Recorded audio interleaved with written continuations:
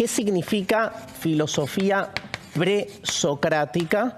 Obviamente estamos tentadísimos a caracterizar a la filosofía presocrática como la de todos aquellos pensadores que vivieron antes de Sócrates. Es cierto, algunos coinciden con la vida de Sócrates, pero hay desde el inicio de la filosofía, con ese primer pensador que presentamos la clase pasada, que fue Tales de Mileto, que vive más o menos 2 siglos antes de la vida de Sócrates. De ahí en adelante, durante casi 200 años, más de 90 pensadores confluyen en esta sistematización conocida con este nombre, los presocráticos.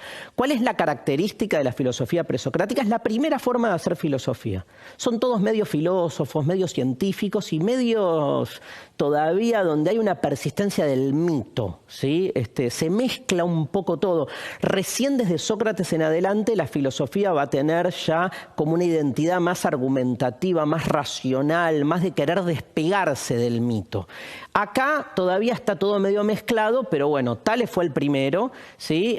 Como dijimos la clase pasada, y a partir de ahí vemos un listado de filósofos que vamos a ver rápidamente hoy. ¿Cuáles son las características de este periodo de la filosofía presocrática? Hay una que me interesa remarcar, porque con Sócrates va a cambiar, que es una búsqueda básicamente cosmológica. Amé esta palabra, cosmología. Cosmología viene de cosmos. Cosmos es una palabra que en griego, ¿saben qué significa? No significa universo, como uno cree, significa orden. Orden universal. Por eso le decimos al universo cosmos, porque para los antiguos griegos no hay nada más ordenado que el universo en su totalidad. Piensen que la palabra cosmos de acá deriva, por ejemplo, nuestro cosmético. ¿Qué es cosmético? Poner orden en la cara que la tenés destruida, ¿no? O sea, hay algo de la puesta en orden, y de ahí cosmos significa orden universal. Cosmología, ¿sí? Aparece otro término griego que es logos, que significa estudio, discurso, palabra, racionalidad. O sea, tratar de entender ese orden universal. Entender ese orden universal es de algún modo generar una economía del conocimiento. O sea, ¿cuándo entendés algo? Cuanto más ordenado esté ese conocimiento. Y lo que plantea Tales, y por eso es el primer filósofo, vimos la clase pasada, es una pregunta fundamental. O sea, una pregunta por los fundamentos. No es gratuito el uso de fundamental. Una pregunta por los fundamentos. ¿Qué era lo que se preguntó Tales? ¿Se acuerdan? La pregunta era, ¿cuál es el principio? ¿Cuál es el principio de todas las cosas? ¿Cuál es el principio de todas las cosas? En griego, principio de todas las cosas u origen de todas las cosas se dice argé. Este CH, que en castellano puede ser la Q, ¿sí? Se pronuncia fonéticamente como una J, argé. Piensen que de acá, que significa principio, viene, por ejemplo, argé, o sea, anarquía. Ausencia de principio rector. De acá viene arqueología, o sea, el estudio por los principios.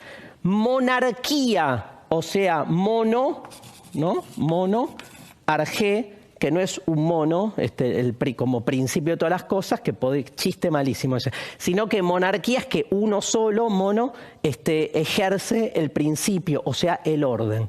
Palabra que está muy presente, como verán, en muchas de las, de las palabras que utilizamos hoy en nuestra lengua cotidiana. Argé. ¿Cuál es el principio de todas las cosas? ¿Saben qué dice Tales? Tales dice que el principio de todas las cosas es el agua. Esa fue su respuesta.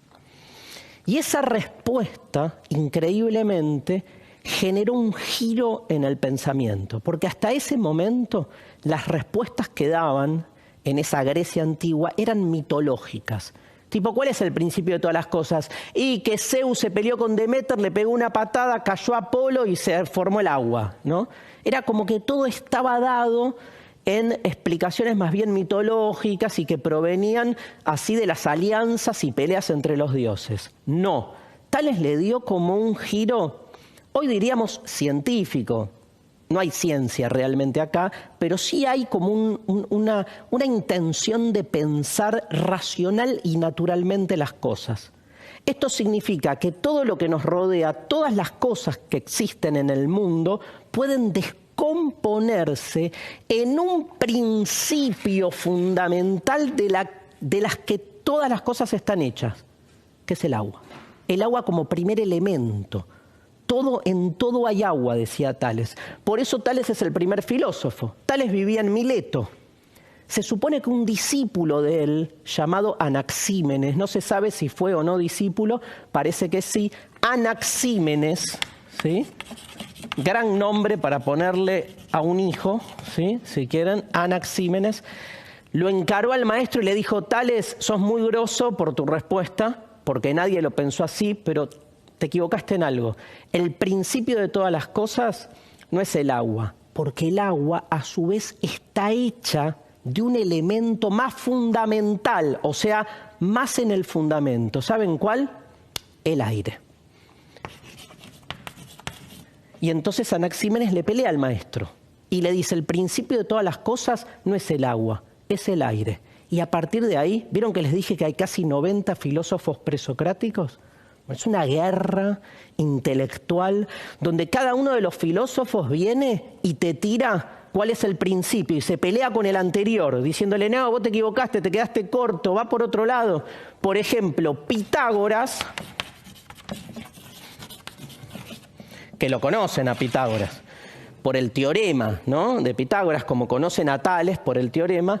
Pitágoras los mira a los dos, a los milesios, a los de Mileto, y les dice: uno dijo el agua, el otro dijo el aire, pero los dos tienen un problema. ¿Saben cuál? Se equivocan en algo. Están buscando como arjé, como principio de todas las cosas, algo material, y no es algo material. El principio de todas las cosas, miren la que tira Pitágoras, el principio de todas las cosas son los números.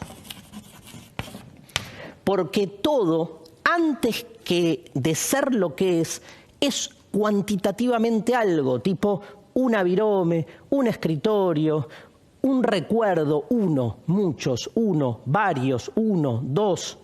O sea, la realidad está matematizada. Esto para nuestro profe Lucas, así se queda feliz, que en el inicio están presentes los números. Esta compulsa acerca de cuál es el principio de todas las cosas es fascinante. Les quiero presentar, para ir terminando, al filósofo que a mí más me gusta en esta compulsa que se va dando.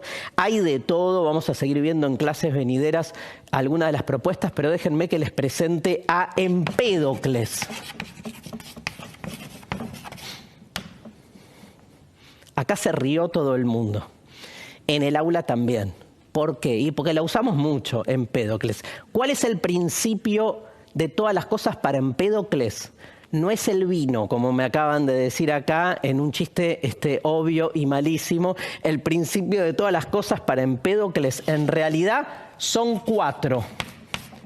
Agua, aire, tierra y fuego. Empédocles es quien nos presenta la teoría de los 4 elementos, que después va a tomar Aristóteles. La teoría de los 4 elementos dice que no es uno el elemento constitutivo de todo, sino 4 que se combinan entre sí. Y de acuerdo a la combinación dan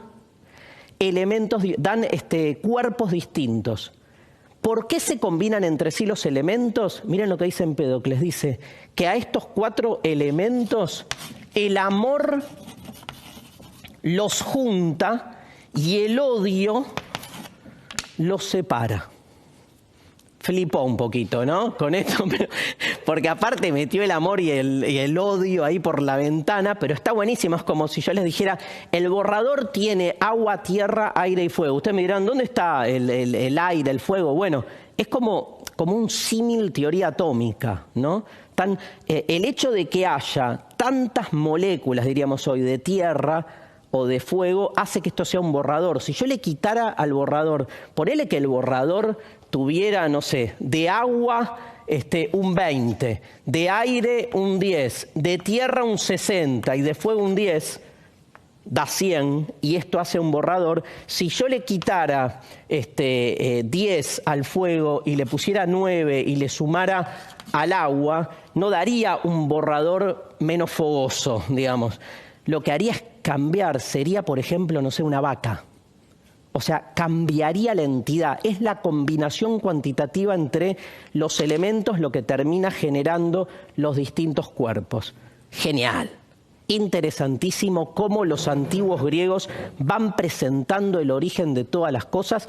Prometo en clases venideras ver cómo evoluciona este pensamiento hasta Sócrates, que es uno de los que genera un primer cambio en la filosofía.